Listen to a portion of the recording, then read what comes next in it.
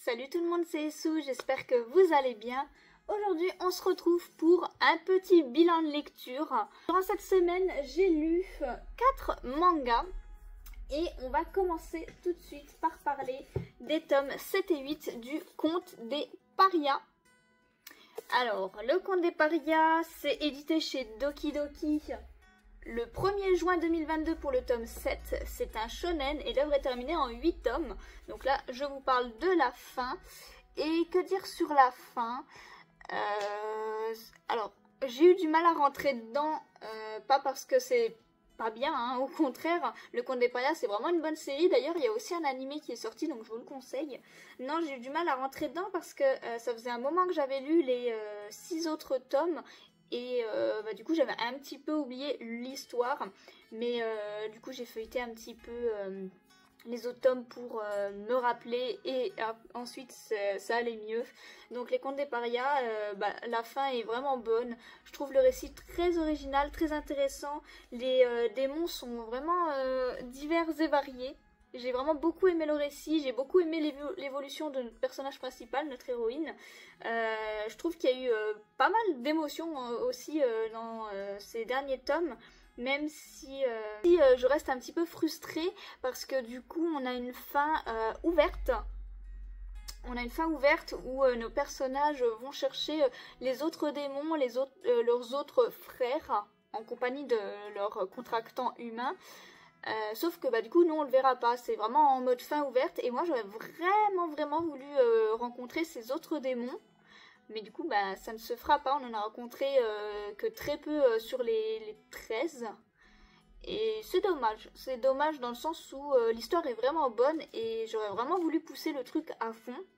Malgré tout la série est vraiment très bonne, on passe un bon moment, il y a des combats, la relation entre les personnages est vraiment bien développée, bien intéressante et franchement on passe un très bon moment. En seulement 8 tomes, c'est vraiment cool. C'est juste que moi personnellement je me sens un peu frustrée d'arrêter l'aventure, de ne pas voir la suite, de ne pas pouvoir les accompagner dans la suite de leur histoire.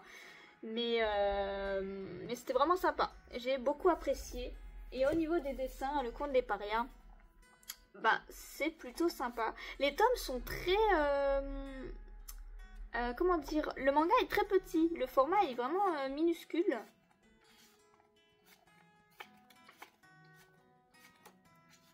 Par rapport à certains autres. Regardez-moi ces dessins. Là c'est vraiment classe pour le coup.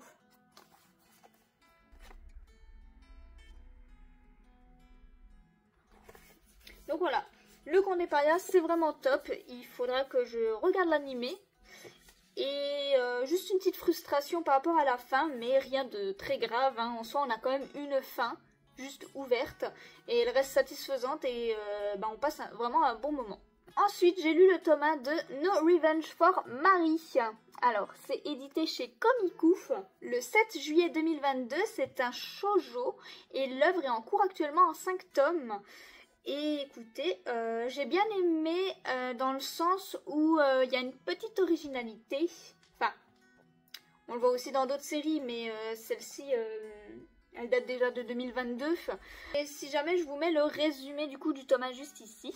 Notre héroïne qui va se faire du coup tuer, trahir par son ex-fiancé, va renaître. Donc elle va pas retourner dans le passé, elle va pas changer son histoire. Mais elle va complètement renaître en fait, elle va être une nouvelle personne, une nouvelle identité, une nouvelle fille avec une nouvelle vie. Donc rien à voir avec la famille royale, rien à voir avec son ancienne vie, elle est éloignée de tout ça. Là elle est fille d'un baron de campagne et elle va essayer de rester éloignée de toute la royauté. Ce qui ne va pas marcher, forcément, fuyez le destin, il revient au galop. Elle va du coup se retrouver à devenir une servante au château et elle va attirer l'attention du prince. Le prince, donc le fils de son ex-fiancé, parce qu'elle était fiancée au roi. Et là en fait, du coup le roi il est avec la maîtresse avec laquelle il l'avait trahi dans son ancienne vie. Mais du coup, ils ont eu des gamins. Et du coup, bah, le prince, il est un petit peu intéressé par notre héroïne, sauf que notre héroïne a direct mis un stop, hein, elle veut pas de ça en fait, elle veut plus du tout être mêlée à la famille royale, et encore moins avoir son ex-fiancé en tant que beau-père, un peu glauque, un peu bizarre la situation. Enfin bref, c'est vraiment marrant, elle va essayer d'esquiver tout ça, elle va en même temps revoir un chevalier avec lequel elle était très proche dans son ancienne vie, et honnêtement, j'espère qu'elle finira avec. On verra comment ça se développe. Mais très sympa. Très très sympa. Elle essaye d'être à côté de ça. Tandis que le frère de notre héroïne, de son ancienne vie, et le chevalier que je trouve très sympa, eux, ils veulent la venger. Elle veut pas du tout se venger, mais eux, ils ont pas fait le deuil, en fait, et ils veulent la venger. Donc, j'ai hâte de voir ce que ça va donner. J'ai hâte de voir aussi s'ils vont découvrir que c'est elle, en fait, qui s'est, du coup, réincarnée, qui a une nouvelle vie. Est-ce qu'elle va donner son identité? Est-ce qu'elle va les calmer dans ce désir de vengeance? Je sais pas du tout comment ça va se passer. Mais voilà, le tome 1 est vraiment très sympa. J'espère que j'ai été à peu près claire. C'est vrai que là en plus j'ai travaillé, c'est à fin de journée, je filme ça avant de rentrer chez moi et d'être en week-end, et c'est vrai que ces histoires de réincarnation, de l'ancienne vie, de la vie présente, nanana, c'est pas souvent évident à expliquer, à raconter, donc j'espère que j'étais à peu près claire. Mais voilà, en gros, l'héroïne s'est fait trahir dans son ancienne vie par son ex-fiancé, et maintenant elle essaye de vivre normalement avec sa nouvelle vie et sa nouvelle identité, sauf que tout le monde ne l'entend pas de cet œil-là, et forcément elle se retrouve au château, mais en tant que servante au lieu de future reine, quoi. Donc c'était vraiment pas mal, et au niveau des dessins, ça va, c'est pas mal, c'est pas mal, c'est pas mal. Assez simpliste hein, au niveau des personnages, je trouve.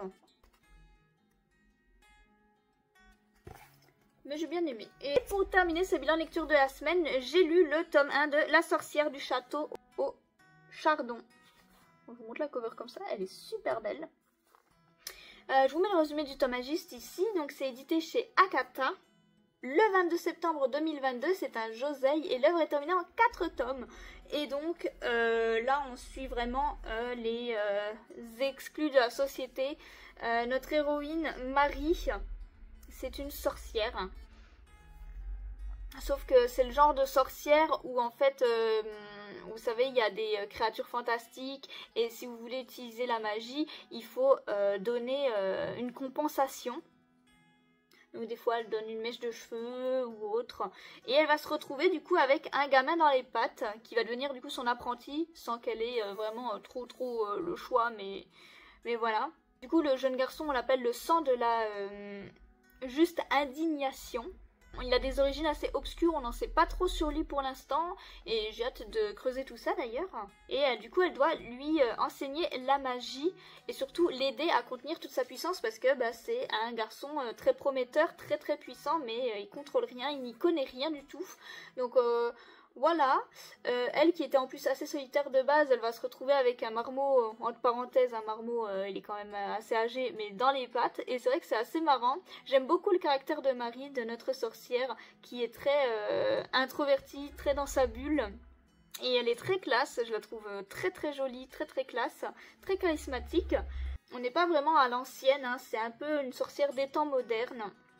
Et du coup, pour éviter de voir trop les créatures qui essayent de les influencer et autres, ils portent des lunettes, enfin il y a plein de trucs comme ça. Et c'est vraiment sympa, ils peuvent même faire des lentilles, donc plus forcément besoin d'avoir des lunettes.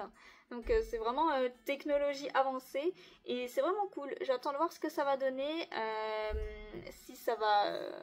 J'attends de voir l'évolution des personnages, surtout l'évolution du petit gamin prometteur, voir s'il va pas mal tourner. En tout cas, j'ai bien aimé.